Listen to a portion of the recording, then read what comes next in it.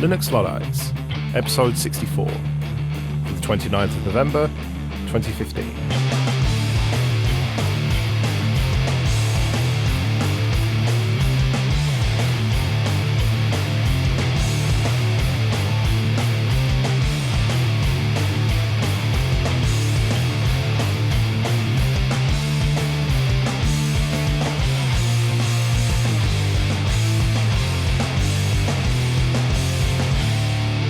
Hello and welcome to Linux Luddites, the show where we try all the latest free and open source software and then decide that we like the old stuff better. I'm Joe. I'm Jesse. And I'm Paddy. And today we're going to be bringing you the news and then having a chat about the Linux desktop. The boring Linux desktop. Or not. Before we get into all of that, you guys been up for anything since last time? I've installed the Firefox OS Developer Preview on Android, which is pretty much a custom launcher that makes Android look like Firefox OS. And did it actually run for you? Because I tried this and it didn't work at all on my phone. And I thought, oh, it'll work fine on the Nexus 7. No, absolutely no joy whatsoever. Oh, well, I installed it on top of CyanogenMod on the Nexus 4, and it works perfectly. Although that said, I did turn the phone off and then back on again a day or two later, and it didn't work. It kind of got stuck at the splash screen, so I uninstalled it and reinstalled it, and now it seems to work. So it seems to be a bit hit and miss. Yeah, it sounds like it's working in perfect harmony with your phone. Yeah, but I don't really see the point of it. I suppose it's good to see what they're up to with Firefox OS, and you get their browser built into it, which isn't great, to be honest.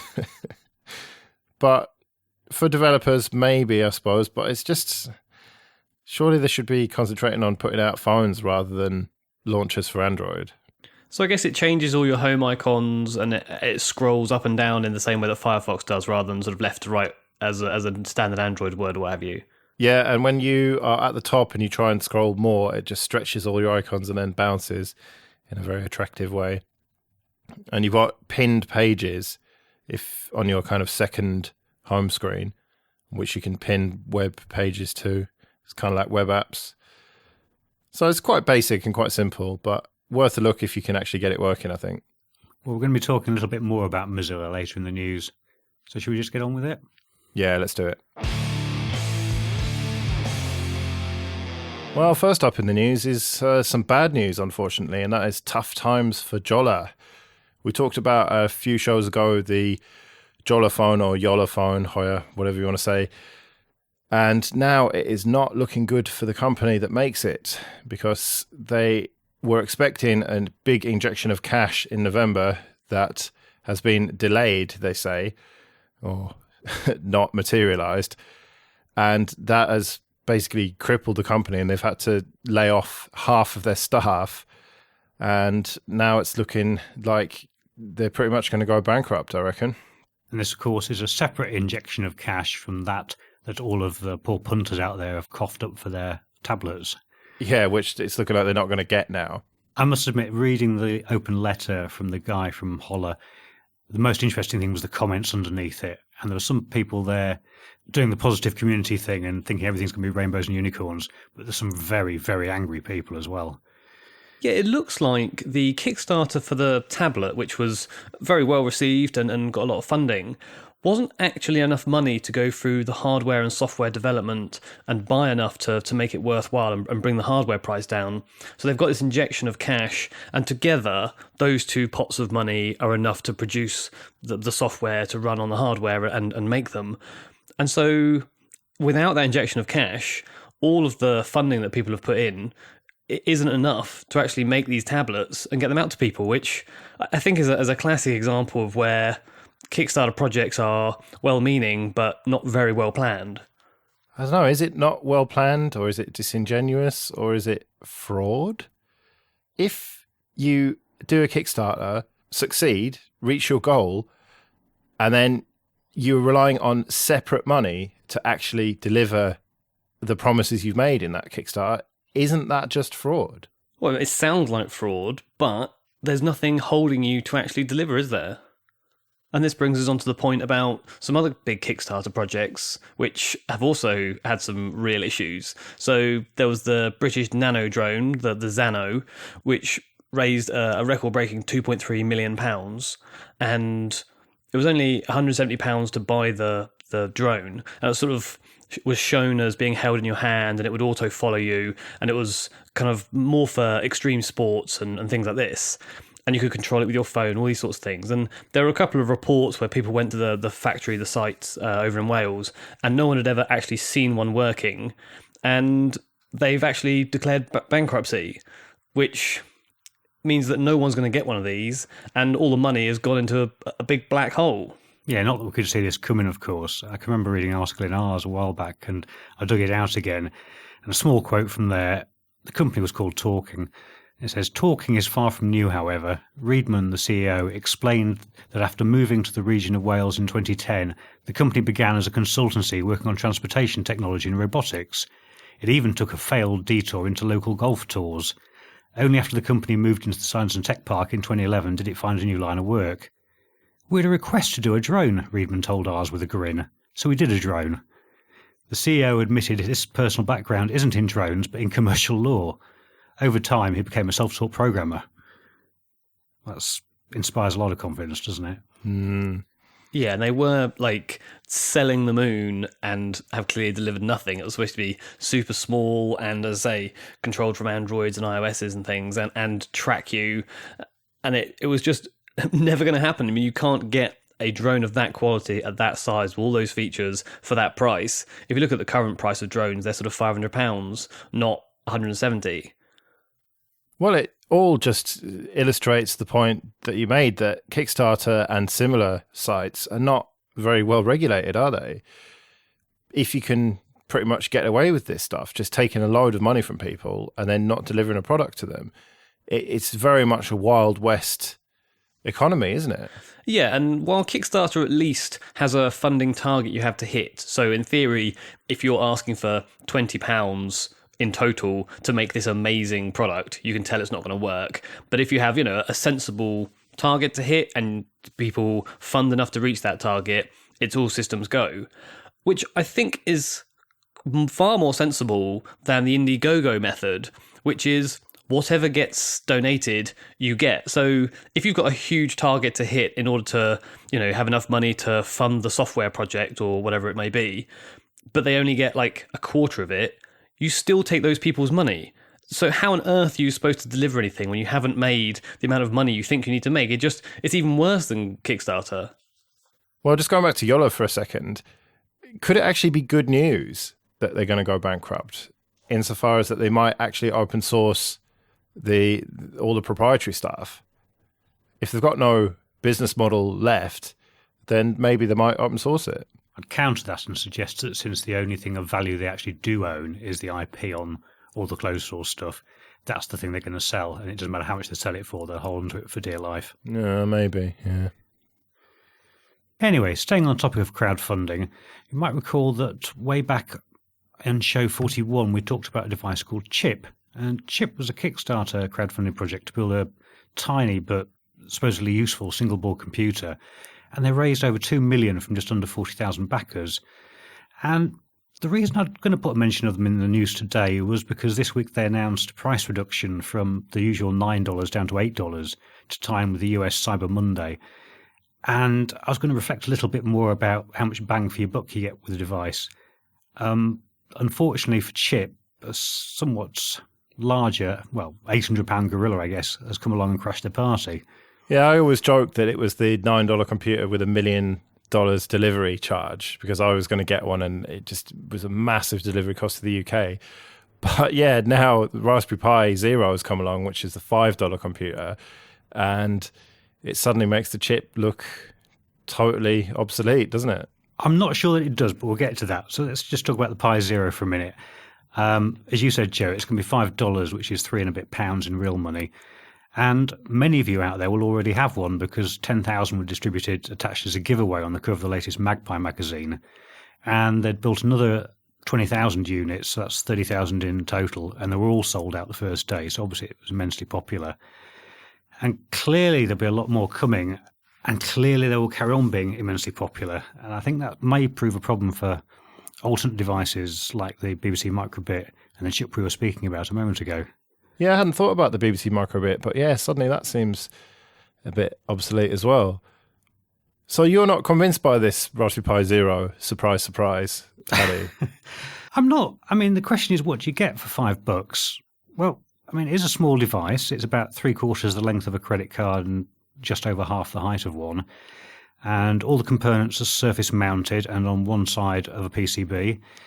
It's got the same processor, I believe, as Pi Model B Plus and A Plus, but it's been clocked up to 1 gigahertz. Yeah. And half a gig of RAM. And there's a push-pull SD card slot, mini HDMI port, and a single OTG USB port. And that's really about it, as far as I can tell. I mean, there are solder points there for composite video and GPIO pins, but they come unpopulated out of the box.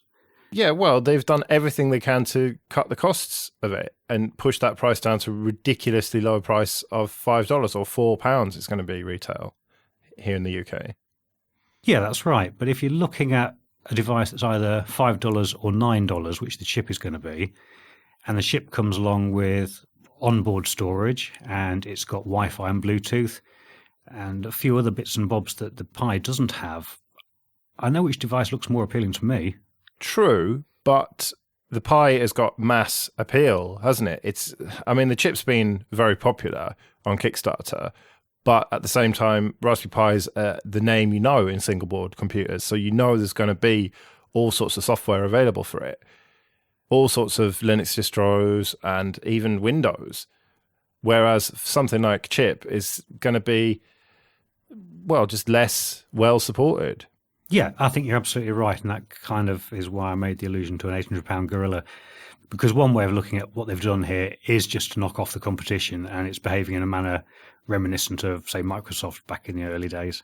Is it really about the competition, or is it just about trying to put as many Raspberry Pis in as many people's hands as possible? Oh, so we're back to unicorns and rainbows. Yeah, exactly. Look, I have to be positive about this because I do the Pi podcast. But no, I can see what you mean. But I don't think it's about trying to crush competition. It's just, I genuinely think it's about trying to fulfill their original remit of education. And if they want to have kids having a Raspberry Pi, every kid having one, then this is the way to do it, surely. But does it make sense to put out a device that isn't connected out of the box these days? Isn't connected as in doesn't have Wi-Fi on it or Ethernet? Yeah, absolutely. I mean, I know the point with a Pi is you get a computer in air quotes, and the reality is you get a little board which you have to plug everything else into to make it do something useful. But at least with the bigger Pis, you do get a wide Ethernet port. And I guess even that is kind of passé these days. It really should be wireless. Yeah, when I heard that there was going to be new hardware coming, I had actually predicted a more expensive Pi that had onboard storage and Wi-Fi. So I was quite surprised when it was totally the opposite. But this is because you two are thinking of these as computers that you're trying to get people to use, and then for that to happen, you need to have a Bluetooth for keyboards or Wi-Fi for connecting things like this. But surely this is a device that you could put into like a robot or leave in your bird box for sort of cameras for wildlife and things like this, or whatever it might be. It gets you that much smaller, that much lower power, and it obviously shows the price difference between when the Model B came out and now, that time, it's effectively the same computer as the Model B, but that much cheaper and smaller. And so I think, yes, if you're trying to have a little tiny computer, you would have to have a Pi 2 or a chip. And you're right, Paddy, they don't actually stack up when it comes to equivalent capabilities.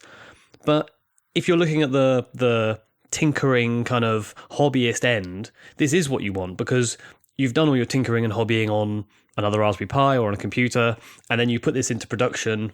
Production's the wrong word, but you put this into whatever it is you're trying to get it to do, and you leave it and you ignore it. So I don't think it's really for using day to day. I think it's more for hobbyists and tinkerers.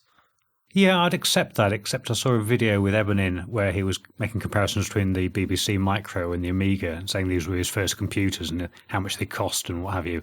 And then he starts waving around a Pi Zero and saying this is what you can have these days. And there is little comparison between those three devices.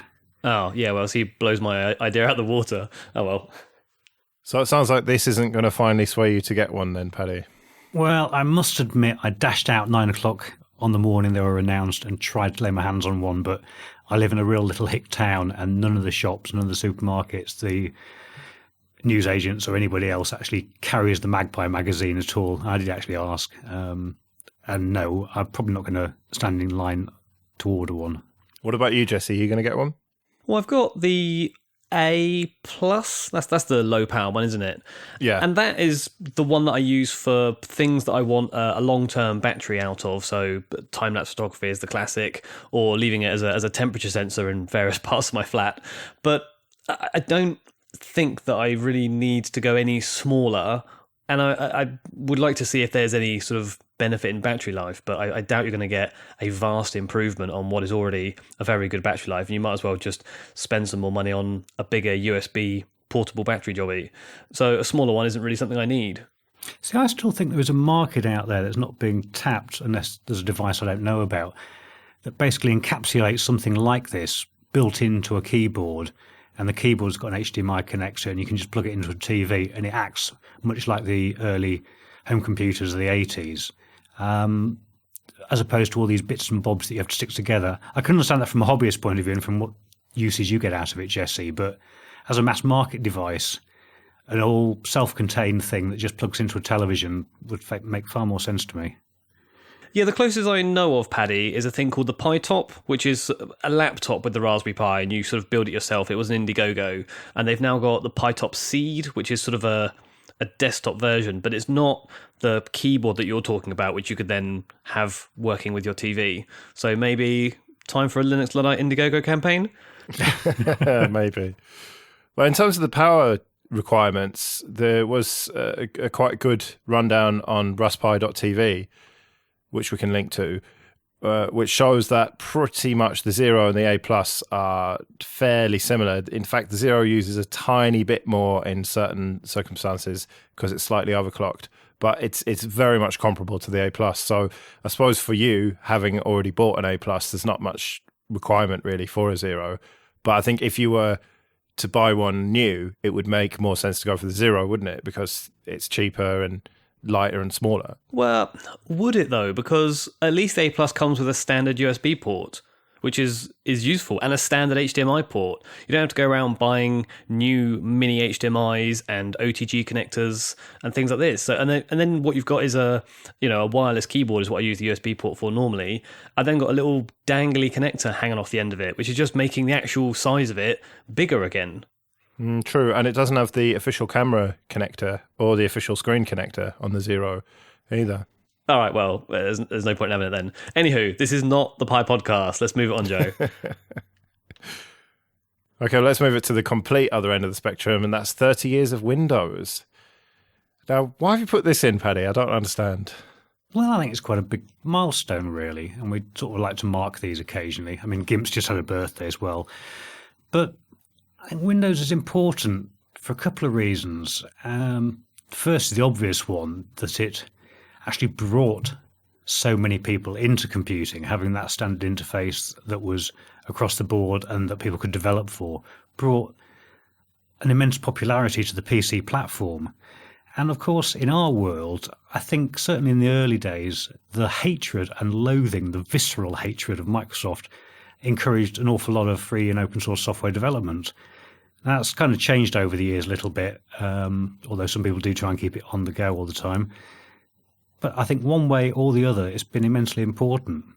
One thing that strikes me looking at these screenshots is from Windows 95 up to Windows 10, it's just the same, isn't it? It might be a little bit tarted up, but the interface hasn't changed. And we often talk about that. But it really does strike you looking at these screenshots. They hit upon a metaphor, a desktop metaphor that seemed to work, and it still works today. Yeah, and the one time they deviated from it on Windows 8, they had a bit of a backlash, so we're back to Windows 10.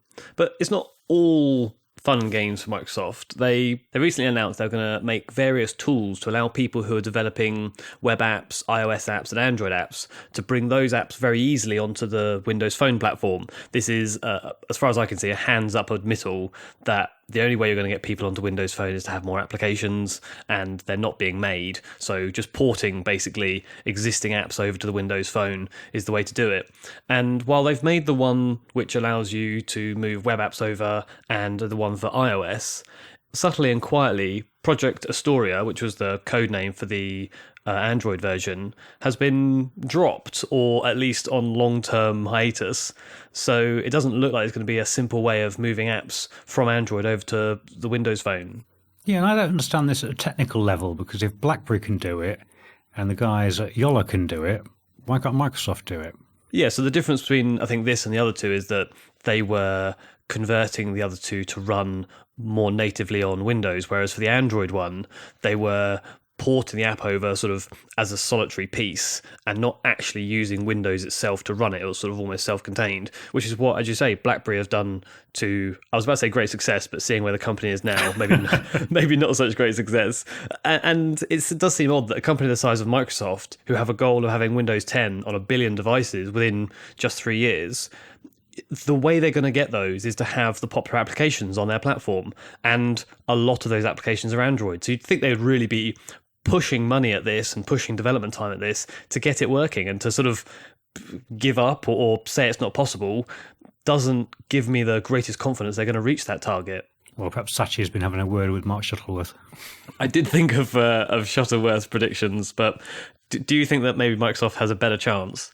I think so, and I don't necessarily believe so from a technical perspective, but simply from market presence.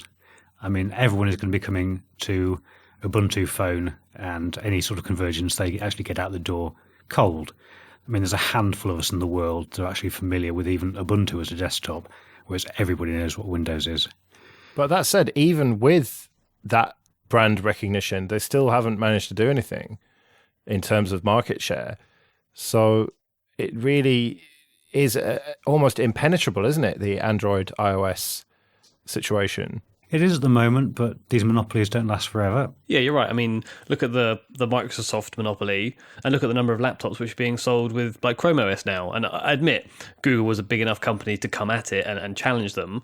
But there are other examples, through time where big companies have been moved out, and because they either haven't kept up with the changes or someone's come along with something significantly better. So let's hope that some of these challenges do, if not disrupt the big two straight away, at least give you a third option, even if it's all of them combined, to get you a group of options which challenge iOS and Android.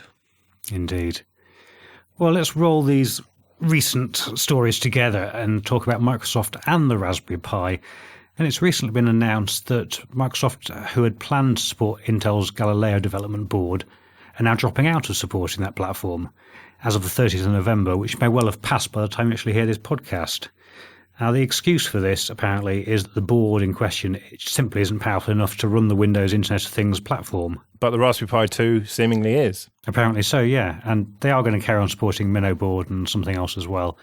But, I mean, where does Intel stand in all of this? They have been getting battered in a variety of markets recently.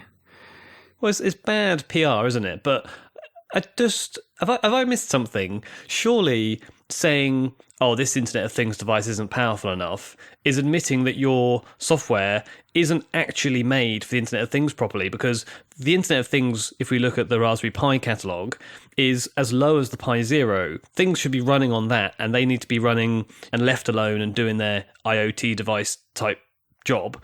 You can't just say, oh, everything that runs an Internet of Things has to be at least as powerful as a Raspberry Pi 2, because that instantly means that the money and the processing power required to meet that is higher, and therefore all your devices are going to be more expensive. The whole point of Internet of Things is they're as low power and forgettable as possible.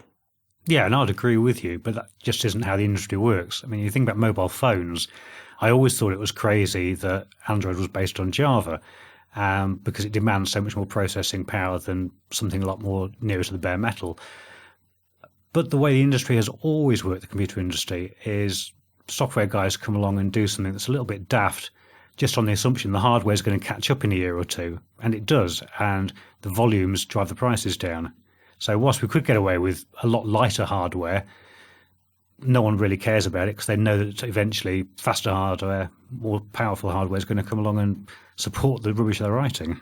Well, thankfully, Google to the rescue as usual with Brillo, which is their version of Android specifically for the Internet of Things, which they've now released the source code for. So hopefully we won't need Windows Internet of Things at all. Yeah, but just like Microsoft dropping their support for this Galileo board, I mean, this is Google we're talking about. And whilst I've got my cynical hat on, I mean, how much do we trust Google to actually still be supporting this platform in a few years' time? I mean, they haven't got a very good track record for keeping projects on the go, have they? Well, no, but the projects that they've abandoned have been proprietary, whereas now the source code is out there. So even if they don't support it, someone else could. Yeah, fair point, I guess. I'll get back in my box. And more good news from Google. Well, good news for Google? I suppose it's more good news for us, the users. But within the Play Store, by January of next year, all the developers of applications are going to have to say whether or not they contain adverts. So before you install, there'll be a little thing that says, this has banner ads or pop-up ads or what have you. It'll probably just say adverts tick. And therefore you know whether or not you're going to be annoyed by having adverts in your free application. Now, was it back on the last news show we were talking about all the data transfer out of applications, and that was irrespective of whether they actually had visible adverts or not? Yeah, so from a security point of view, from your personal information point of view, I think this has no benefit whatsoever. And I know what you're saying, they're still scraping the information they want, but at least when you have a game and every second screen is an advert and you just end up not playing it because you hate it and it just gets in the way, from a user's point of view, the interface will be nicer, but I think it has nothing to do with security and keeping your data safe at all. It is going to put people off downloading apps potentially, though, isn't it? If it says this has adverts, and if you go looking for a certain type of software and there are two, one that does have adverts and one that doesn't, you're much more likely to go for the one that doesn't. Yeah, and that may have in-app purchases or other such equally insidious things, which is just as bad as adverts. Yeah, it's a murky thing, but I can see why they're doing it. It's going to be helpful for their reputation, if nothing else. And sticking with Google and a little bit more about adverts, and Ofcom, which is the UK's telecommunications watchdog, has recently published a report telling us what we probably knew already, and that's that some young teens are really pretty stupid. And I'll quote directly. Some? Get off my lawn.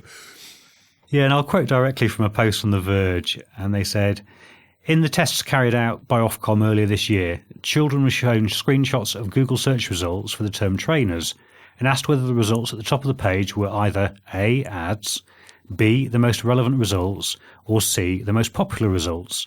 Despite the fact that these topmost search results were outlined in an orange box and labelled with the word ad, they were only recognised as such by 31% of 12 to 15-year-olds and 16% of 8 to 11-year-olds. Other tests showed that 1 in 5 12 to 15-year-olds, that's 1 in 5, that's almost 20%, believe that a search engine listed particular information, then it must be true, while just under half of children could say for sure that Google itself was funded by ads. Could it be how the questions were phrased? Well, I guess without knowing the specific questions or going through their examples is a bit difficult. But you'd hope that they would have, a sensible way of showing them the information and getting unbiased results out. Well, I was interested in this because I've obviously got a daughter who's in this 12 to 15-year-old bracket. And I know from talking to her that they don't really teach critical thinking at school until a little bit older. I mean, there's some there, but not a huge amount. Mostly it's learn this information, do what you're told, regurgitate this information. Great, terrific, you get a tick. And the ability to actually go off and do research on your own and to compare and contrast and anything else that involves, as I say, critical thinking is kind of shoved away until you're a little bit later on in the school years. And you think this comes under critical thinking or just the fact that people are far more instantaneous in looking for results and answers, and the fact that it's got an orange box and it says ads? Who sees that? They're probably just ploughing through and clicking them. It's only because maybe we take a bit more time or, you're just used to the fact that there's an ad box there. In fact, I think it's obvious to me that there's an ad box because of various ad blockers I've got, you don't see it. And then when you use a computer that doesn't have them, you think, well, what's this big orange box with these big links on? It just sticks out like a sore thumb. Well, maybe children really are just stupid. So the next story is one you put in, Paddy, from marketingland.com. And when I saw that, I thought, oh, right, here we go, great.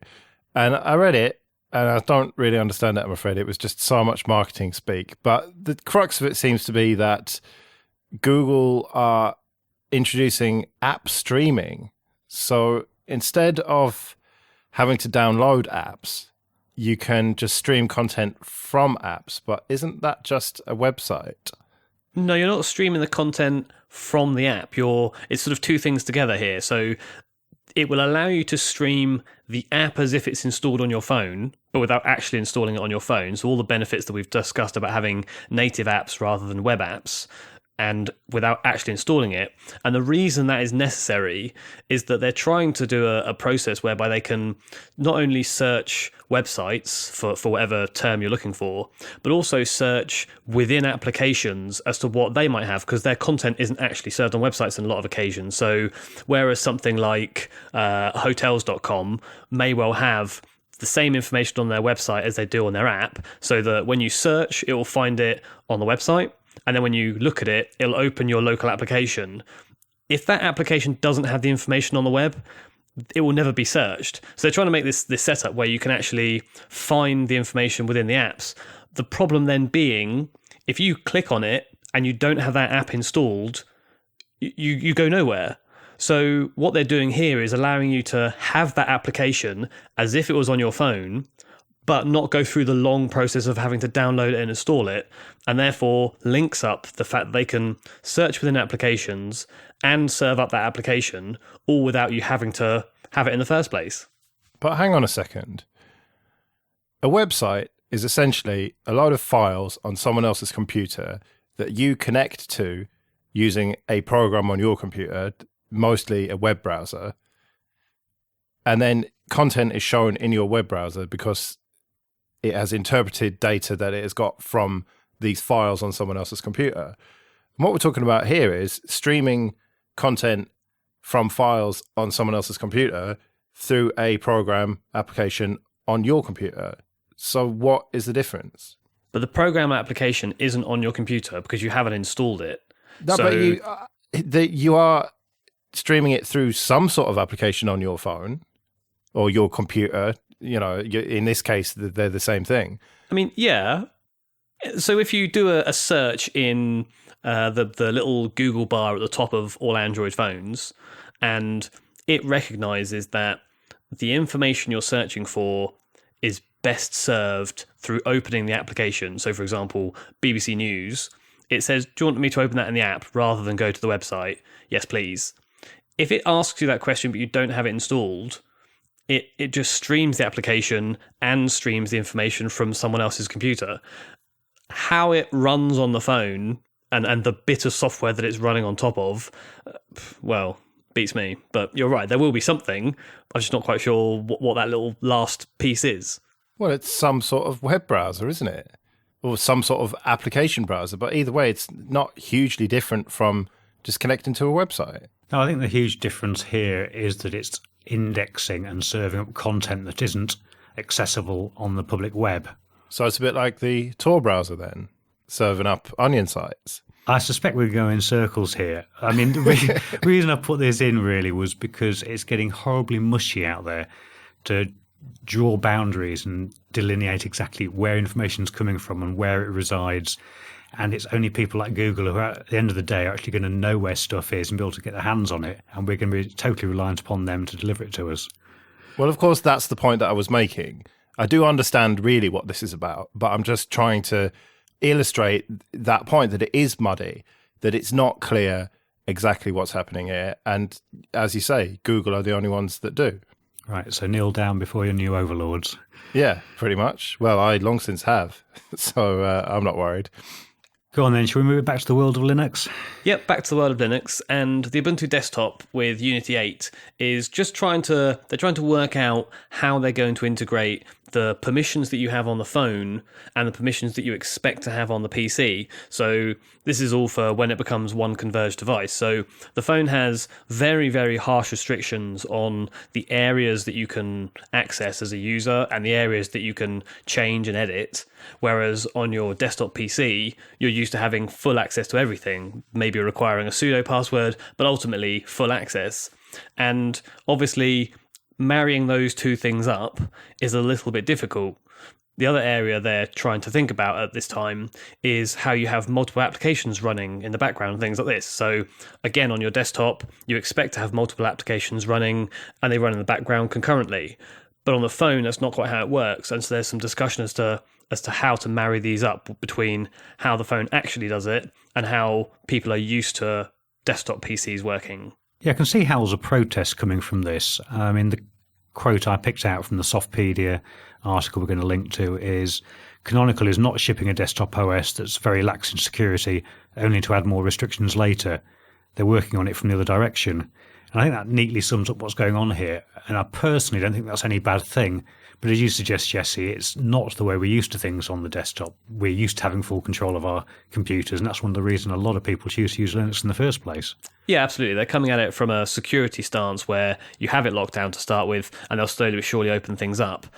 And I think whilst it's still in the development stage and they're trying to work out how best to make this work and then launch it as a final Unity 8 product, it's a sensible way of going about it. I suppose the problem will be that obviously we can all look at the code and we can all run it on our phones and people will write reviews about it way in advance of when they should be, and they're going to be complaining it's going to get a bit of a bad rep, which is part of the problem with having everything developed, in the open and with open source code.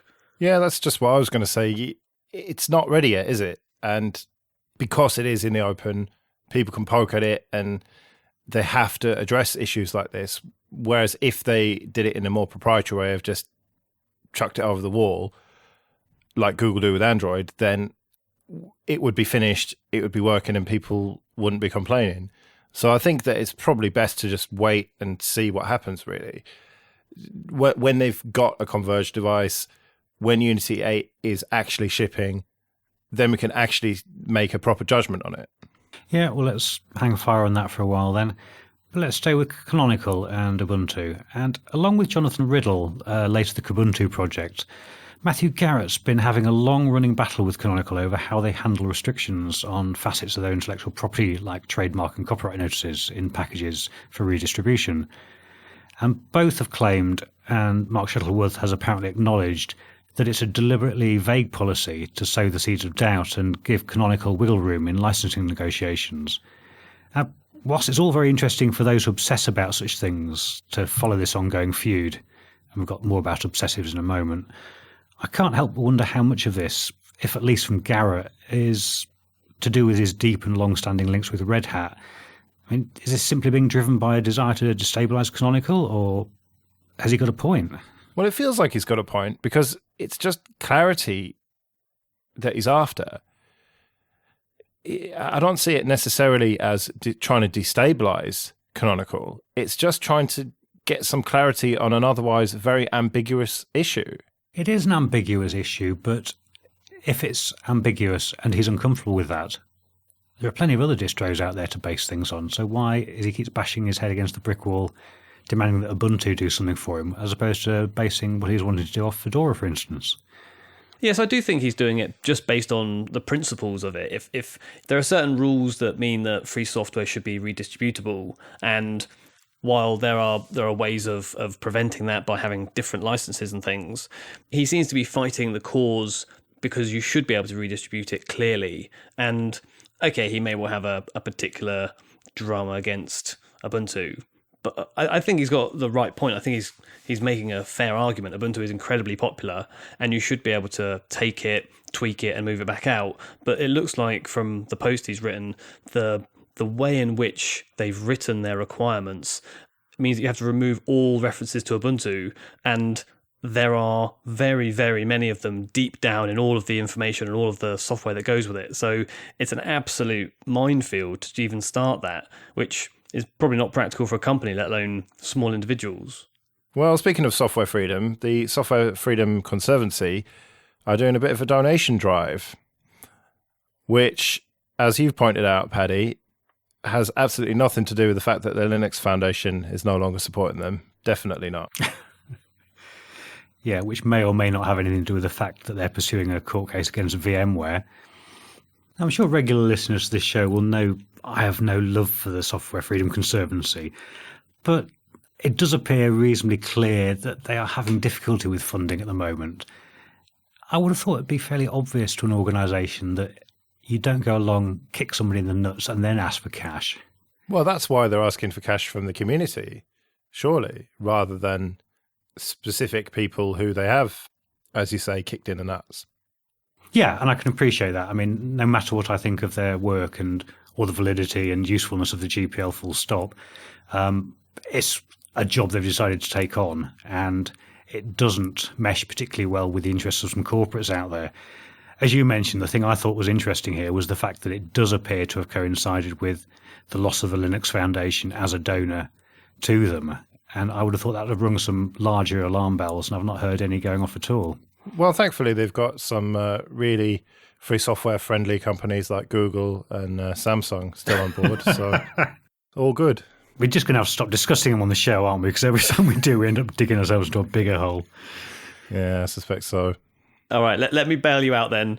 Still on the topic of money, and this time a free software company, I think we do also tend to bash, but I think our heart's in the right place, is Mozilla Foundation. And they've released their 2014 annual report, which shows that their revenues are up $15 million to $330 million.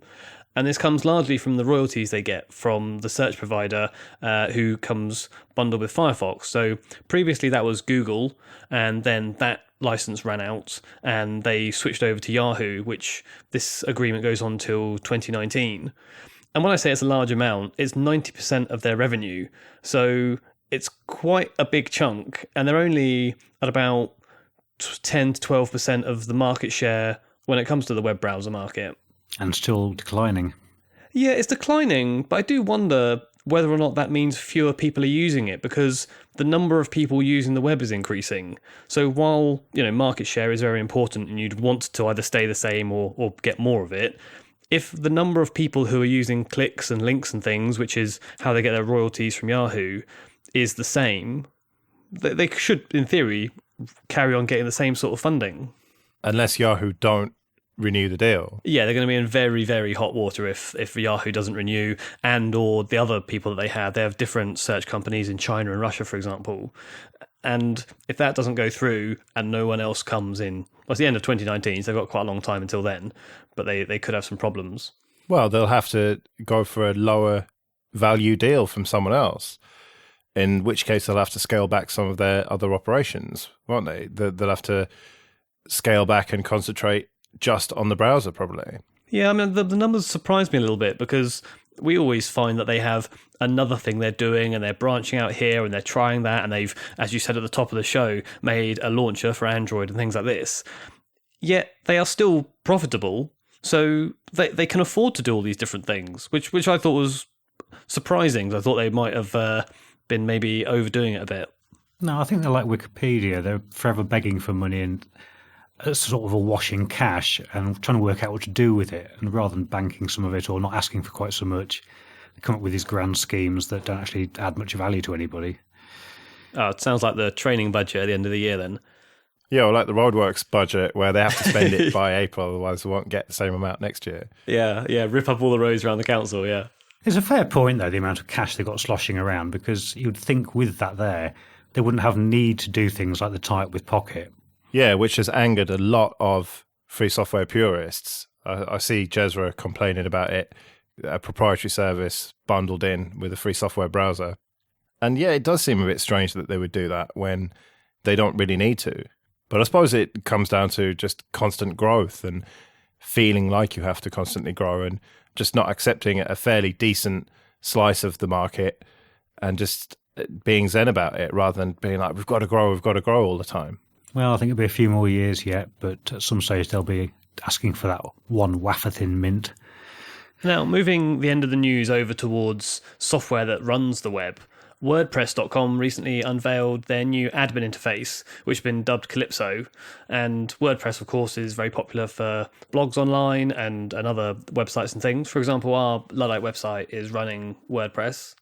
And they've also allowed JavaScript on the front end. I think this Calypso interface is written in JavaScript. But I suppose one of the bigger points of this story is that WordPress now runs 25% of the web, which is, well, big news indeed. So if you have a blog hosted on WordPress.com, then you automatically get this new interface. But if you're hosting WordPress yourself, then you don't get this by default yet. That's right. They're going to be making desktop clients available. I mean, obviously, it's a lot easier to implement now. It is JavaScript. And so far, they've only pushed out a client for Macs, but Linux and Windows ones are coming. And presumably mobile clients will be easier to make as well. Yeah, I'm sure there will be, and there's certainly been an improvement over the Android client that they've got at the moment. But for me, the really interesting angle here, and the reason it's in the news, is the fact they're open sourcing this. Yeah, so I mean, there's a choice of either JavaScript or PHP if you're hosting it yourself, which has got to be good news, and maybe people can develop it further for other applications as well. Yeah, and let's stay with JavaScript. And I put this last story in because it was something I'd never heard about, much less would have considered. What I'm talking about is Node OS, which is going up for its 1.0 release. And this is an OS with Linux as the kernel and the Node.js engine and Node Package Manager on top as the basic userland components. So you end up with Node.js running as PID1. Software is distributed via NPM packages, of which are over 200,000. And apparently there is some admittedly slightly ropey support for Vagga and Docker. There have been discussions about supporting ARM processors, but currently it's x86 only platform. And the project's clearly intended to facilitate running Node in cloud and minimal hardware environments. So I guess you could compare it in that way to the more traditional Linux distros like CoreOS. And as I said a minute ago, I just thought it was an interesting project to flag up as I hadn't come across it before. So the chances are it'd be news to some of you as well. Well, I'd never heard of it, and it seems strange to me to write an OS in an interpreted language rather than compiled. Presumably that doesn't sit well with you, Paddy. I honestly don't know in this case, to be honest, because if all you're running is a single application, and that's really what we're talking about here, I don't think it makes much odds, to be honest.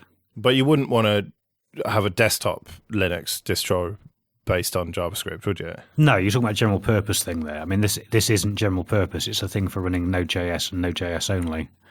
Well, anyone I speak to about coding tells me that JavaScript and the various frameworks are the future.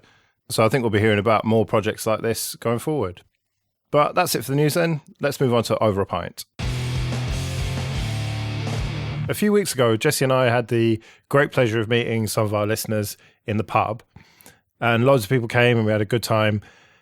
But I had planned to try and record a podcast there. I took the Zoom recorder and the microphones and had them in my bag ready, but the moment just wasn't right and it just didn't happen this time. But I had prepared a question for that. And it went something like this. It doesn't really matter whether you're into kind of new and flashy interfaces like Unity or GNOME Shell or tried and tested ones like Mate and XFCE and LXD and Cinnamon. They're all fairly mature at this point. I mean, KDE, maybe not, but most of the standard popular interfaces and distros are pretty mature at this point. And if you take something like Ubuntu or Linux Mint or even Fedora, a new user could have that up and running within, a rainy afternoon, say. And that might involve a bit of research on the internet and, a bit of tinkering. But basically, it's not very challenging, I don't think, for a new user. Unless you looking at Arch or Gentoo or, one of the more advanced distros. But if you stick to the kind of easy ones, then it is very straightforward and, dare I say it, boring. And so that made me think, is desktop Linux boring? And if so, is that a good or a bad thing? I mean, I've often talked about Ubuntu Mate being boring and that being a brilliant thing. So for me, it is a good thing. But then again, I wonder if it isn't interesting, then are we going to struggle to attract new users? Classically, when you pose a question on any Over a Pint, a number of very different thoughts go through my head. So I'm just going to fire one out at random. Let's go with, is Windows 7 interesting, and is that why it's attracted such a large user base? Well, no is the answer to the first question. It's not interesting, is it? It was basically Vista Service Pack 1 or whatever. It was just a refinement of pretty much back to Windows 95. There was nothing exciting or hugely new about it, and yet it's been really popular because it was, for Windows, quite a solid release. Yeah, and then let's look at the new and exciting paradigm-shifting Windows 8, and how well did that go down? Well, I mean, there are a number of devices running it, and critically it wasn't a success, but it is relatively commercially successful. But yeah, I do take your point that they changed it and made it more exciting, and not many people were very happy about it. Yeah, so I suppose that was my first sort of thought was, well, let's compare it to Windows, and everyone praises 7, and everyone sort of slated 8, and there's a clear difference between tried and tested and trying something new.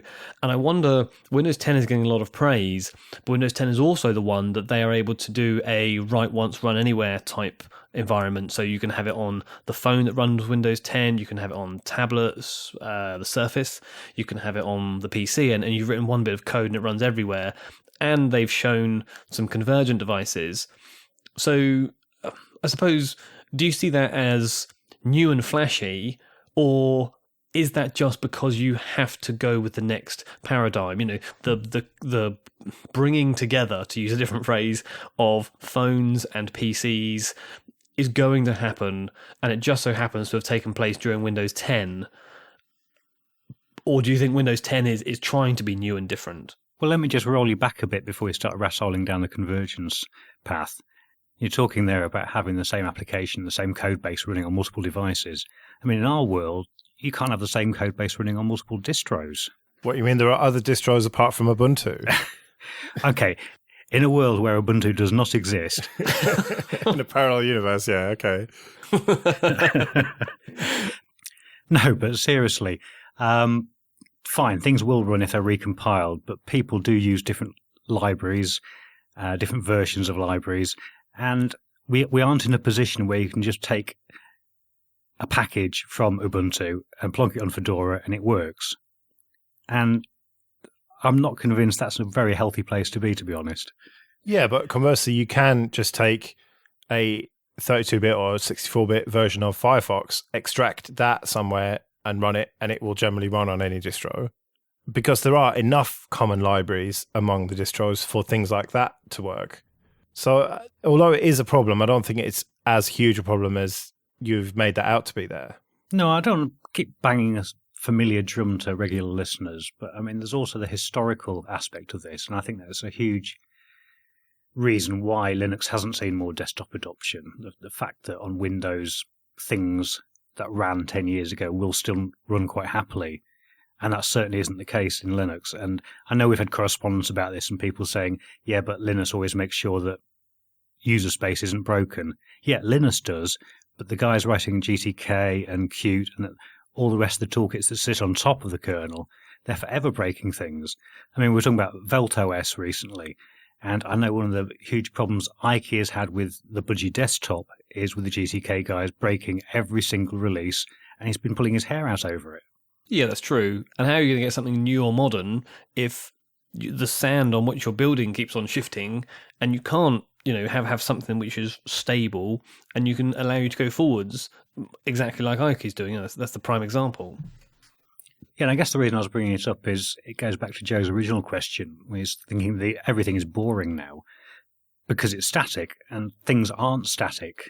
Aren't they? They are from a user's perspective. If you look at the last how many releases of Ubuntu, the last few versions of Linux Mint that have all been based on the same LTS. I mean, even Fedora doesn't seem that different. I mean, yeah, they've changed from Yum to DNF, but since they moved to GNOME Shell, it's been incremental improvements and nothing hugely different. It just feels stagnant to me, and that isn't necessarily a bad thing. As I said, if you are used to Fedora, if you like the way they do things, or if you like Linux Mint, or if you like Ubuntu or one of the flavors, then things haven't changed, and so they've stayed familiar, and your workflow hasn't changed much, apart from things like the whisker menu in XFCE, which is optional and you haven't adopted, Paddy. So in terms of sitting at home using it or sitting in an office using it, it's not exciting and it hasn't changed. And that's kind of what I'm getting at. Not really the development. And in a way, the devs who've had to try and keep it stable have probably had an interesting time battling with things like GTK changes. But from that user's perspective, that's what I'm talking about here, that things are basically quite boring these days. Well, I think you're maybe coming at it from a distant user's point of view, because let's be honest, you're not using GNOME all the time, and the changes between 3.14, 3.16, 3.18, you're not seeing. And while getting the sort of 15,000 foot view of GNOME, yeah, it does look the same because it's got the same way in which they have all their applications in that sort of tiled interface, that you can't put things on the desktop. It's got the same slightly sort of blobby-ish kind of GTK theme. But actually, in each release, they're improving the way the calendar integrates with your Google Calendar. They're improving the way that things like Bluetooth work. They're changing the way that they removed a whole load of things from the files and things like this, I believe, and now they've put them back in again. And things are changing. Every time there's a release, there's a whole load of things that have changed. And while some of them may well be visually there, and some of them may be sort of back-end type stuff, if you were to be sat on GNOME all the time, you would see them and you would appreciate them because your day-to-day is changing. And the way I would sort of parallel it is Android, because I don't think that Lollipop and not Marzipan, Marshmallow. And Marshmallow, thank you, Joe, is that different, but you know what the differences are because someone's told you. You know to look out for them, and you will spot them, and you'll have something to say about them. But if actually you used Lollipop for 3 days, and then a year later you used Marshmallow, I don't think you'd say, oh, this is radically different. But actually, there are some really clever differences between the two, and it is a sort of incremental movement. And I would say that stagnant has a bit of a negative connotation with it, implying that it's not going anywhere and it's just getting sort of murkier and worse. But I think that while they set their stall on GNOME and with the new KDE and with Unity, there are changes going on to make it a better user experience and to improve it for people who like that desktop environment. So I think perhaps things are changing, it's just that they're more subtle, and you'd have to use it day to day to see those changes actually sort of happen. So by boring, we're really talking about evolutionary change rather than revolutionary change. Yeah, I would say so. And looking back at when Ubuntu changed from GNOME 2 to Unity, that was a very interesting time for desktop Linux. And around that same time, GNOME 2 was changed into GNOME 3 with GNOME Shell, and things felt quite interesting. Whereas now we've had evolutionary change, apart from KDE, which we've totally missed out as usual. And that is actually the only area in the last year or so that feels like there's been anything interesting happening to me. The vast improvement from 4 to 5. But the ones that we normally cover, since a few years ago when that happened with GNOME 2 coming to an end, it does feel very evolutionary rather than revolutionary. What have you done with Joe?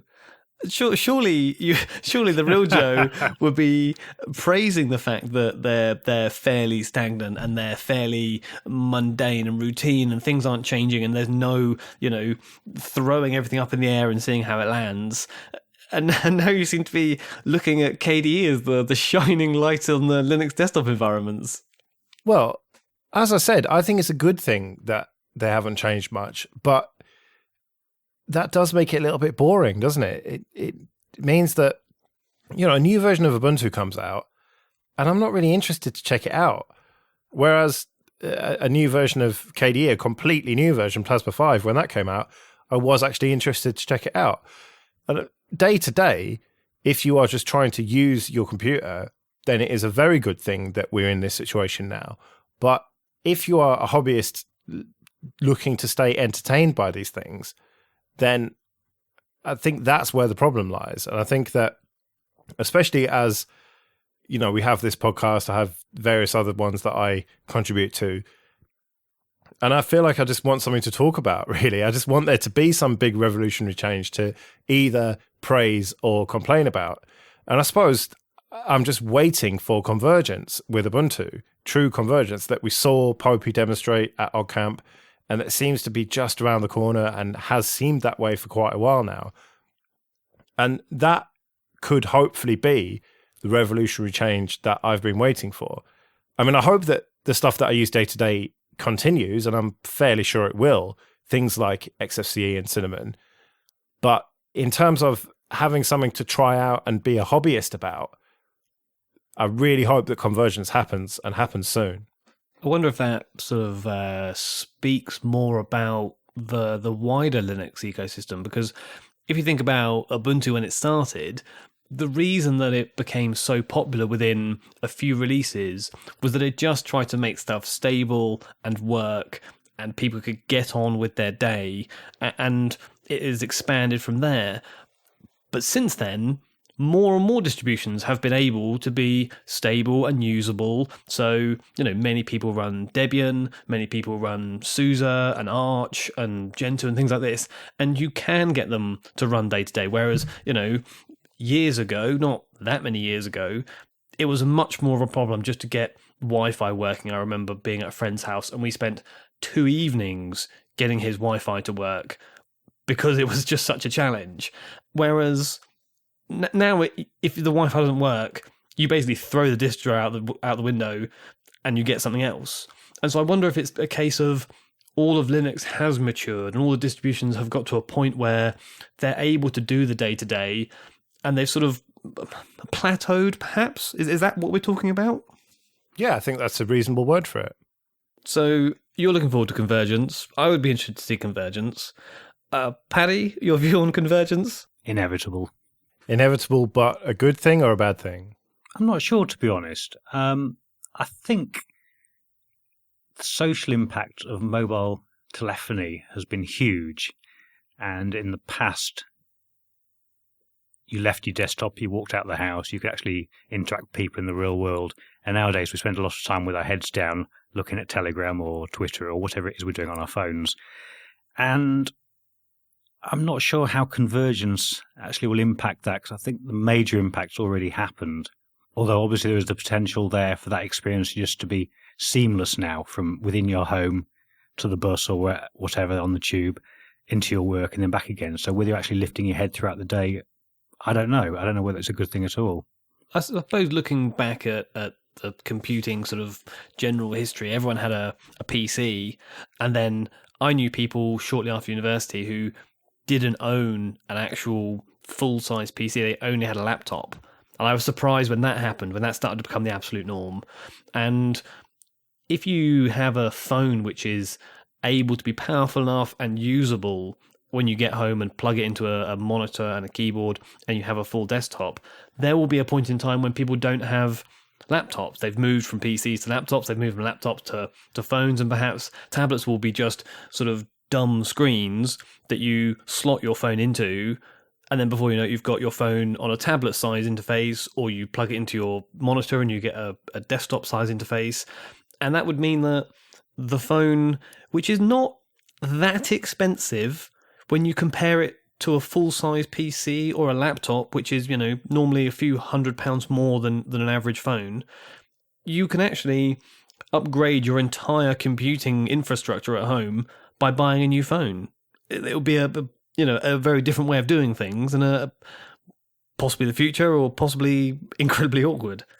Well, I think that, as Paddy said, it is inevitable. We are going to get to a point where we all have one device that does the actual computing, and that it might in fact be that device is somewhere out in the cloud, and we just have dumb terminals everywhere, and true convergence ends up being cloud-based.